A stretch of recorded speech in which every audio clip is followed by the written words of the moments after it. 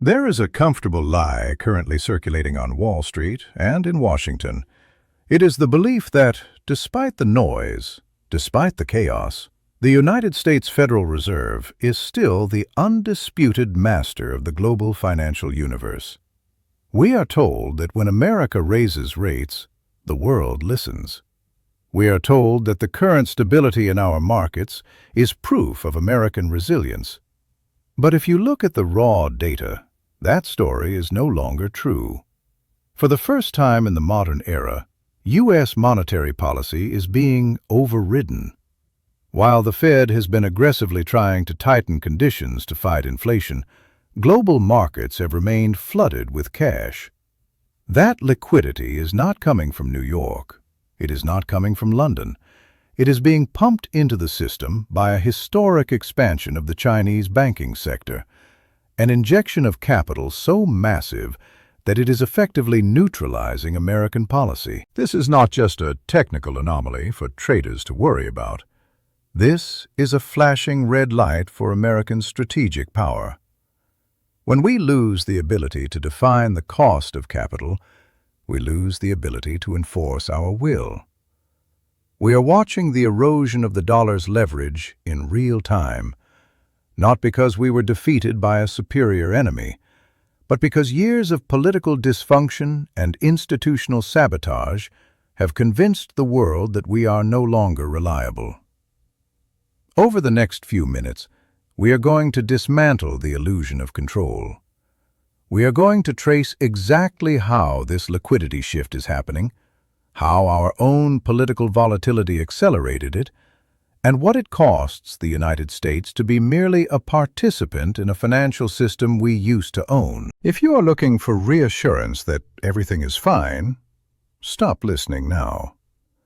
But if you are ready to confront the mechanics of American decline and what it will actually take to reverse it, then stay with me. Because the window to fix this is closing fast. For decades, there has been a single dominant assumption that governs how we understand the world economy. It is a mental model that everyone, from the retail investor checking their 401k to the institutional fund manager in Manhattan, relies on instinctively. The assumption is simple. The United States Federal Reserve is the engine of global finance, and the U.S. dollar is the gravity that holds the solar system together. We believe, because history has taught us to believe, that when the United States tightens its belt, the world feels the pinch. We assume that when American interest rates go up, global liquidity dries up, risk assets sell off, and the speculative bubbles in the periphery burst. We have spent 40 years operating under the certainty that Wall Street is the thermostat.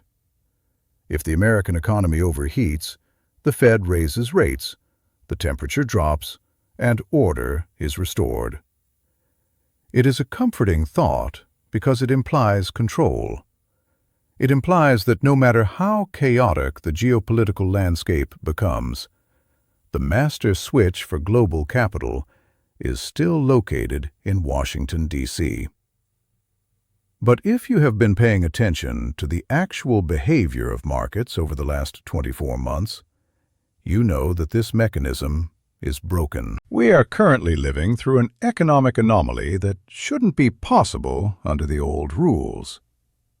We have seen the Federal Reserve engage in one of the most aggressive rate hiking cycles in history. Theoretically, this should have sucked the oxygen out of the room. It should have crushed speculative risk. It should have tightened financial conditions to the point where assets repriced and leverage was flushed out of the system. That is the mechanics of American financial primacy. We restrict the supply of money, and the world slows down. Except it didn't happen. Instead of a contraction, we are seeing a persistent, defiant buoyancy in global risk assets. Financial conditions, which are supposed to be tight, are historically loose. Stock markets are rallying, credit spreads are tight, and speculative assets, from cryptocurrencies to emerging market equities, are behaving as if the money spigot is wide open. You have to ask yourself, how is this possible? How can the Federal Reserve be slamming on the brakes while the global financial vehicle continues to accelerate? The mainstream financial press wants you to believe this is just a temporary distortion. They call it resilience.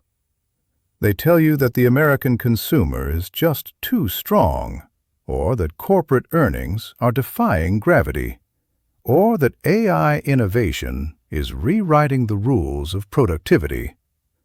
They treat these anomalies like weather, unpredictable patches of turbulence that will eventually pass once the soft landing is achieved. They are missing the signal.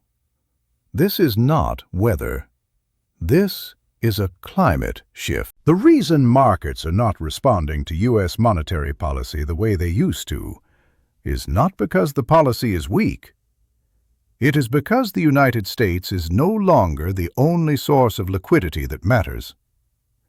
We are witnessing the early stages of a decoupling, not a decoupling of trade, which is messy and slow, but a decoupling of financial gravity. For the first time in the modern era, U.S. signals are being drowned out. We are shouting caution. We are raising the cost of capital. We are signaling that the party is over, and yet liquidity is flooding into the system from somewhere else. The correlation between what the Fed does and what global markets do is breaking down. Think about the implications of that.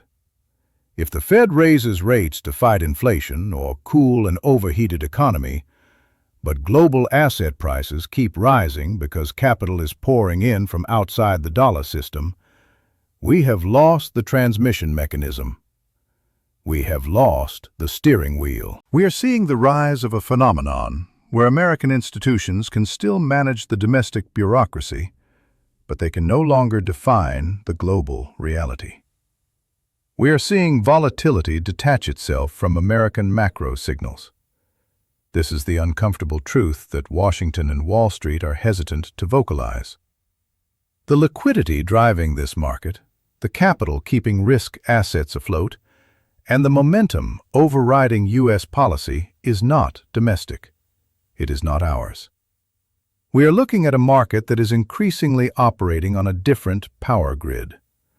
The illusion of control is comfortable. It feels safe to believe that the Fed is omnipotent. But when you strip away the sentiment and look at the raw flow of money, the conclusion is inescapable. The United States is pulling the lever, but the machine isn't stopping. And if we aren't fueling this rally, we need to understand immediately who is. To understand the mechanics of this shift, we have to stop thinking about liquidity as just cash in a wallet or numbers in a savings account. We need to think of liquidity as systemic oxygen. It is the capacity for credit creation. It is the balance sheet expansion that allows banks to lend, corporations to borrow, and markets to trade without friction. It is the invisible energy that keeps the global financial engine turning. For the better part of a century, the United States controlled the supply of that oxygen. When we needed the world to grow, we expanded the supply. When we needed to rein in excess, we restricted it. But right now, while the Federal Reserve is actively trying to restrict that supply, engaging in quantitative tightening and holding rates high, the global tank is still full. The question is, who is refilling? The answer lies in the quiet, massive relocation of global money creation. While Washington has been fixated on domestic inflation, the center of gravity for global liquidity has shifted across the Pacific. The buoyancy we are seeing in global markets is not a reflection of American optimism. It is the downstream effect of Chinese monetary expansion.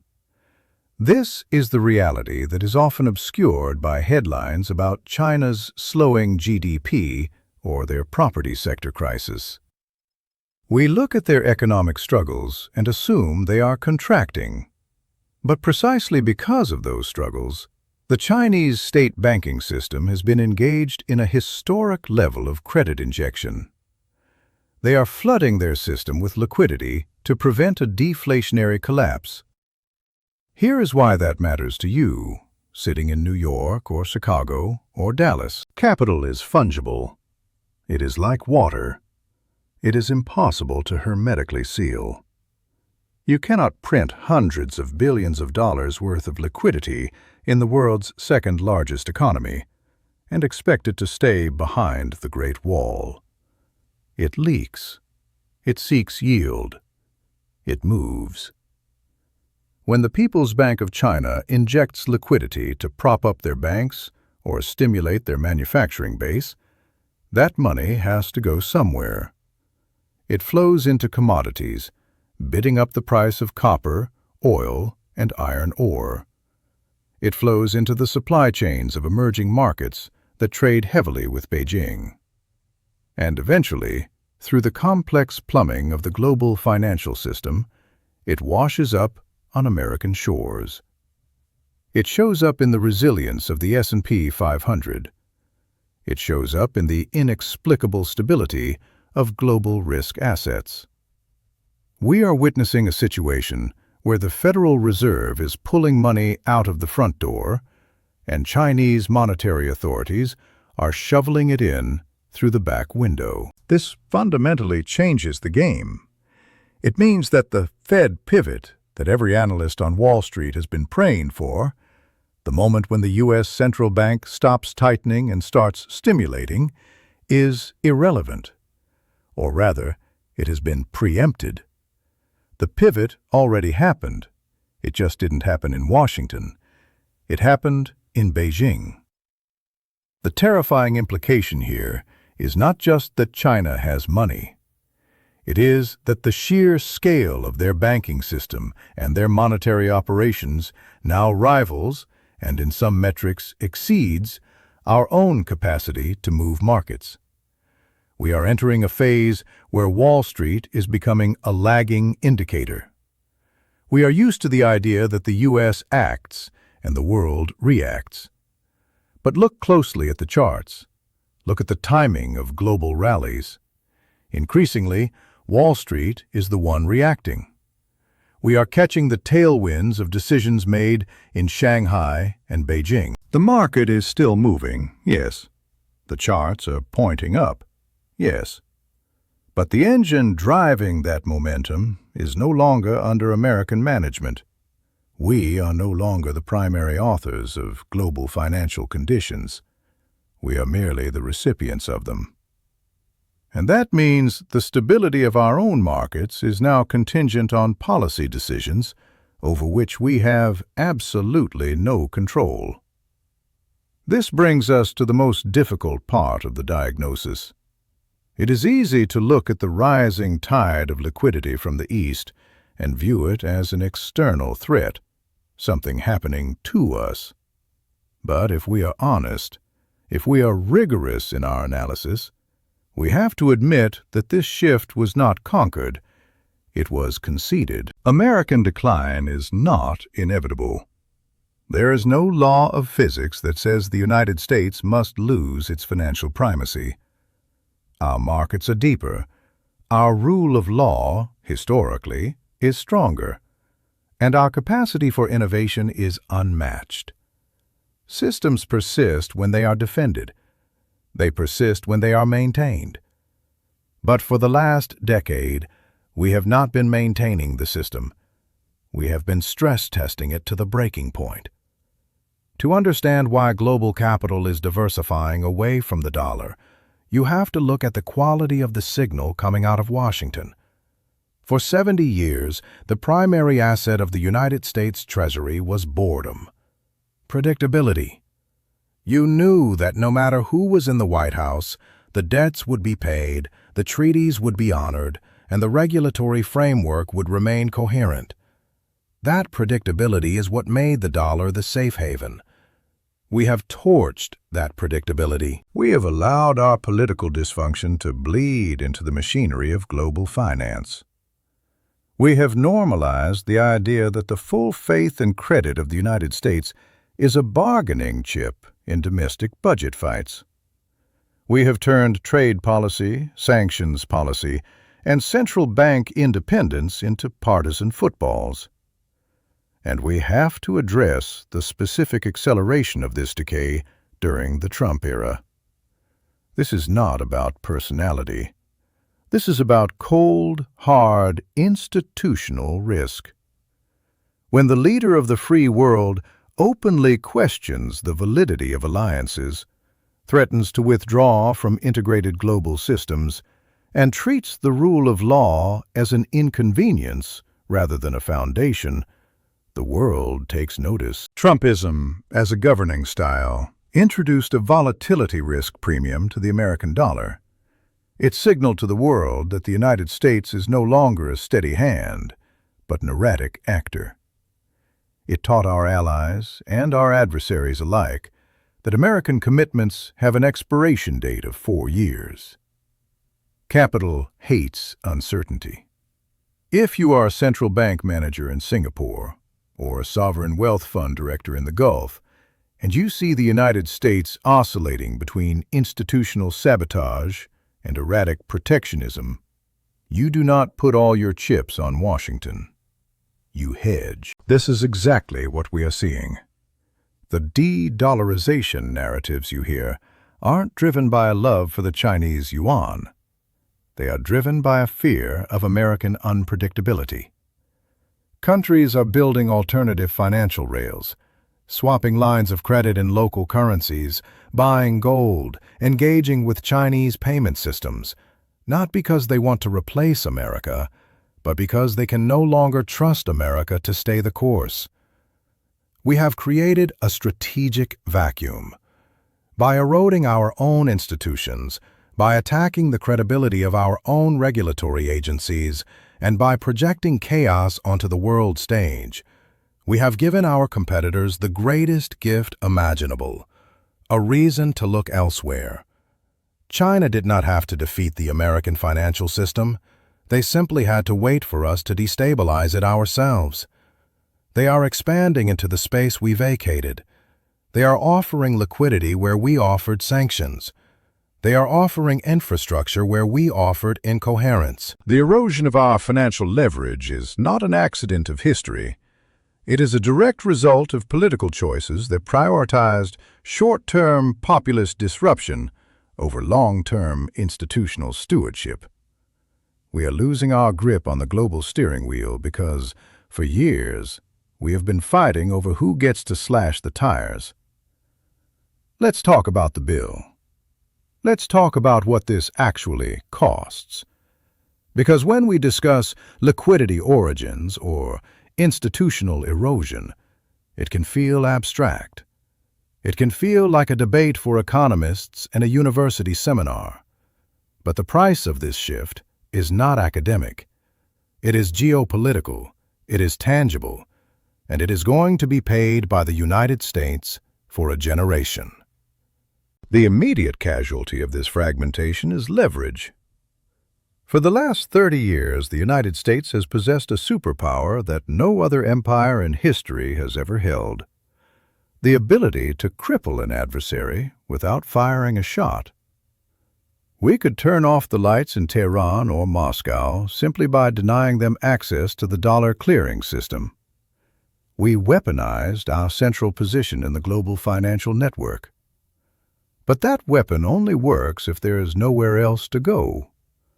As liquidity diversifies, and as the infrastructure of global finance moves partially onto Chinese rails, the effectiveness of American sanctions degrades. We are already seeing it. We are seeing nations bypass the SWIFT system. We are seeing bilateral trade settled in local currencies. The blunt instrument of American financial power is becoming dull, not because we lack the will to use it, but because the targets have found a new way to bank. And here's the part that the headlines miss. The mainstream narrative often frames this as a contest. Will the yuan replace the dollar? That is the wrong question. That is a distraction. The yuan doesn't need to replace the dollar to hurt us. It just needs to dilute the dollar's exclusivity. We are moving from a world where the United States was the only game in town to a world where we are simply the biggest game in town. That sounds like a semantic difference, but in strategic terms, it is a catastrophe. It means we lose the exorbitant privilege of printing the world's reserve currency without consequence. It means the automatic demand for U.S. Treasury debt, the mechanism that allows us to run deficits and fund our military, is no longer guaranteed. And the most dangerous aspect of this transition is its irreversibility. Financial systems are sticky. Once a country, or corporation, or central bank invests the time and capital to build the infrastructure for non-dollar trade, once they set up the clearinghouses, the digital wallets, the swap lines with Beijing, they do not tear them down just because Washington suddenly decides to act responsibly again. Every month that goes by where we allow this drift to continue, these alternative systems calcify. They become normal. They become the standard operating procedure for the global South, for the BRICS nations, for anyone tired of American volatility. We are not just losing market share, we are losing the habit of the world relying on us. This trajectory has momentum, it has direction, and right now it is speeding up. So, let's be clear about where this leaves us. This is not a doom loop. The United States is still the largest, deepest, most dynamic economy on Earth. We are not destitute, but we have crossed a threshold. The era of automatic American primacy is over. The days when we could act with impunity, break our own institutions, and expect the world to finance our mistakes because they had no other choice, those days are gone. We are now faced with a binary strategic choice.